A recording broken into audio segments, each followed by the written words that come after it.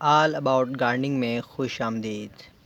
السلام علیکم dear viewers, آج ہم بات کریں گے ڈی اے پی کھاد کیا ہوتی ہے اور یوریا کھاد کیا ہوتی ہے۔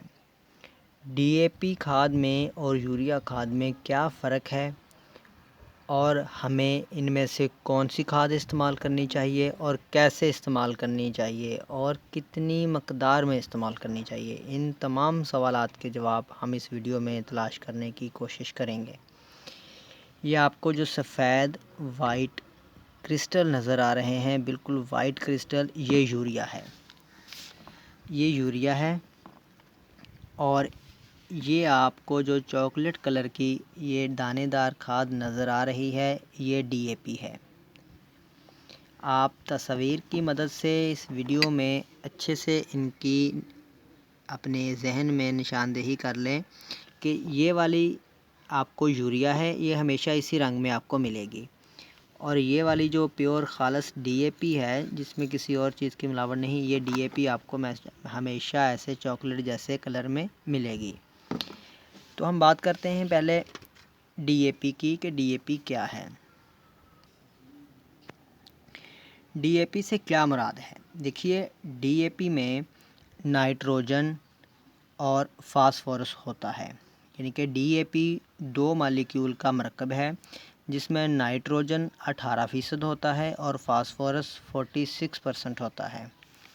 اب ہم بات کرتے ہیں کہ نائٹروجن کا کیا فنکشن ہے۔ نائٹروجن کا پودوں کی زندگی میں کیا کردار ہے؟ دیکھیے، جو نائٹروجن ہوتا ہے یہ پودوں کے پتوں میں موجود ہوتا ہے۔ پودوں کے پتوں میں جو کلوروفل ہوتا ہے نا، اس کا یہ اہم جز ہوتا ہے نائٹروجن، اور جو کلوروفل ہوتا ہے یہ پودوں کو سورج کی روشنی وغیرہ حاصل کرنے کے لیے، روشنی جذب کرنے کے لیے اہم کردار ادا کرتا ہے۔ تو ہم کہہ سکتے ہیں کہ نائٹروجن جو ہے وہ کلوروفل کے لیے مددگار ہے، اور جو کلوروفل ہے یہ پودوں کے لیے فوٹو سینتھسس کا عمل کرتا ہے، جس سے پودے انرجی وغیرہ بناتے ہیں، پودوں کی نشو و نما کا عمل تیز ہوتا ہے۔ تو آپ سمجھ لیں کہ نائٹروجن پودوں کی خوراک، انرجی بنانے کے عمل میں اہم کردار ادا کرتا ہے، اور اس کے لیے پودوں کو نائٹروجنی کھاد کی ضرورت رہتی ہے، جیسا کہ این پی کے میں نائٹروجن ہوتا ہے، اور مختلف کھادیں ہیں جس میں نائٹروجن کی خاص مقدار موجود ہوتی ہے۔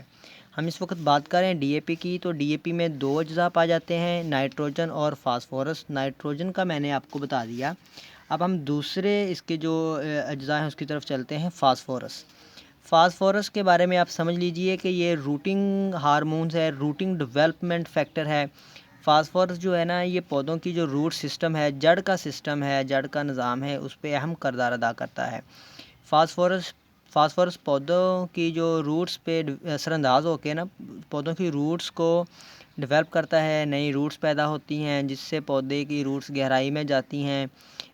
جب پودے کا روٹ سسٹم اچھا ہوگا تو ڈیئر گارڈنرز، تو پودا زیادہ نیوٹریشن جذب کر پائے گا، مٹی سے پانی اچھے سے جذب کر پائے گا، خوب پھیلے گا، اچھی پھول آئیں گے، خوب اس کی بڑھوتری ہوگی۔ تو فاسفورس کا جو کردار ہے وہ پودوں کی روٹس کے لیے ہے، اور کسی حد تک پھولوں کے بننے کے لیے بھی، اور بیج وغیرہ پکنے کے عمل میں بھی اہم کردار ادا کرتا ہے۔ اس میں ہم نے بات کر لی اب نائٹروجن کی اور فاسفورس کی، ٹھیک ہے، ڈی اے پی کے حوالے سے ہم نے بات کر لی۔ اب ہمارا جو دوسرا پورشن ہے وہ ہے یوریا۔ یہ دیکھیے، یہ وائٹ کرسٹل جو ہیں یہ یوریا کے ہیں۔ یوریا کو عمومی طور پر جو بڑے پرانے کسان ہیں وہ کہتے ہیں کہ یہ نائٹروجنی کھاد کہا جاتا ہے اس کو، کیونکہ اس میں یوریا کھاد میں جو سفید رنگ کی آپ کو نظر آ رہی ہے یہ دانے، اس میں صرف اور صرف نائٹروجن پایا جاتا ہے سفید کرسٹل کی شکل میں، اور یوریا کا جو کردار ہے میں نے آپ کو بتا دیا، یعنی کہ یوریا میں نائٹروجن پایا جاتا ہے، اور نائٹروجن کا کردار میں نے آپ کو بتا دیا، یہ پتوں میں اثر انداز ہوتی ہے، اور پتوں میں کلوروفل ہوتا ہے، خوراک بنانے کے عمل میں اہم کردار ادا کرتی ہے۔ لیکن یوریا پودوں کے لیے جتنے بھی ہمارے ہاؤس ہولڈ پلانٹس ہیں، جس میں مطلب آپ کا گل چین ہے، آپ کے پاس کوئی کینا لیلی لگا ہوا ہے، آپ کے پاس کوئی بھی جو بھی آپ کے گھر کے پودے ہیں، جیڈ پلانٹ لگا ہے، ونکا ہے، سدا بہار ہے، جو بھی آپ کے ہاؤس ہولڈ پلانٹ ہے، ان کو یوریا کی بہت ہی کم مقدار کی ضرورت رہتی ہے۔ زیادہ سے زیادہ آپ کو 18% تک آپ استعمال کر سکتے ہیں، جس طرح ڈی اے پی میں نائٹروجن 18% ہے، اب جب بھی کھاد استعمال کریں تو نائٹروجن کم تناسب میں لیں، ایسی کھاد کا انتخاب کریں جس میں نائٹروجن کم تناسب میں ہوگا، وہی آپ کے ہاؤس ہولڈ پلانٹ کے لیے اچھی ہے۔ تو یوریا میں جو صرف اور صرف یوریا ہے، جس طرح یہ وائٹ کرسٹل جو نظر آ رہے ہیں آپ کو، یہ یوریا، اس میں 46% تک یوریا ہوتی ہے۔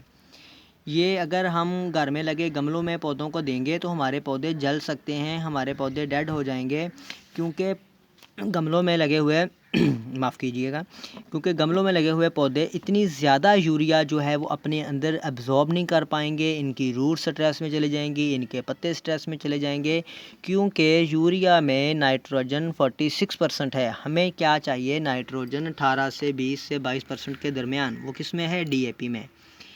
تو اسی وجہ سے ہمارے گھر کے پودے یوریا کے کھاد کے استعمال سے سٹریس میں چلے جاتے ہیں، ہمارے پودے ڈیڈ ہو جاتے ہیں۔ تو آپ نے یوریا جو ہے یہ بالکل کم سے کم استعمال کرنی ہے، صرف اتنی سی استعمال کر سکتے ہیں آپ، اس سے زیادہ آپ نے یوریا استعمال نہیں کرنی۔ تو اس میں نے آپ کو ڈی اے پی کے بارے میں اور یوریا کے بارے میں تفصیل سے بتا دیا۔ اب آپ نے کھاد جو ہے اپنے گملوں میں استعمال کس طرح کرنی ہے، تو یہ دیکھیے، یہ میرے پاس ایک 10 انچ کا 8 سے 10 انچ کا گملہ ہے، جس میں نے ایک ایسے بونسائی بنانے کے لیے فائکس پچھلے 4-5 سال سے لگا رکھا ہے۔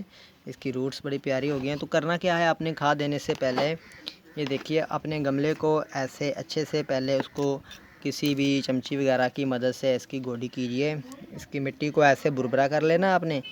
اور کرنا کیا ہے آپ نے، یہ دیکھیے 10 انچ کا گملہ ہے تو اتنے سے دانے، یہ دانے اس کے لیے کافی ہے۔ اس کے روٹس سے تھوڑا سا ہٹ کے آپ نے اس کو ایسے ان کے دانوں کو بکھیر کے، اور اس کے بعد آپ مٹی کو ایسے برابر کر دیں گے اور اس کو واٹرنگ کر دیں۔ کوشش کریں کہ اپنے گملے میں لگے پودوں کو شام کے وقت جو ہے وہ فرٹیلائز کریں۔ تو اگر آپ کے لیے، آپ کے ذہن میں ڈی اے پی کے حوالے سے اور یوریا کے حوالے سے کوئی بھی سوال ہو تو آپ کمنٹ سیکشن میں پوچھ سکتے ہیں۔ بہت شکریہ۔